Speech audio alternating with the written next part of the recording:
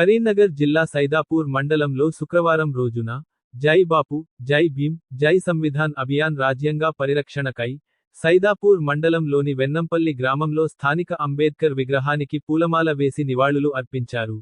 మండల పార్టీ అధ్యక్షులు, AMC chairman Donta Sudhakar జెండా ఊపి యాత్రను ప్రారంభించారు. వెన్నంపల్లి, ఆరేపల్లి, జాగిరిపల్లి, రామచంద్రపూర్, యలబోతారం, రాములపల్లి గ్రామాల్లో కాంగ్రెస్ నాయకులు, కార్యకర్తలతో భారీ ర్యాలీ నిర్వహించారు.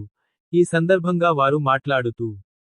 ఈ కార్యక్రమం ద్వారా భారత రాజ్యాంగ పరిరక్షణ, సామాజిక సమానత్వం, మౌలిక హక్కులపై అవగాహన పెంపొందించడానికి మరియు ప్రజాస్వామిక విలువలను రక్షించడానికి కాంగ్రెస్ పార్టీ కట్టుబడి ఉందని, గ్రామాల్లోని ప్రజల సమస్యలను గుర్తించి, వాటికి పరిష్కార మార్గాలను సూచించడమే ప్రధాన లక్ష్యమని అన్నారు.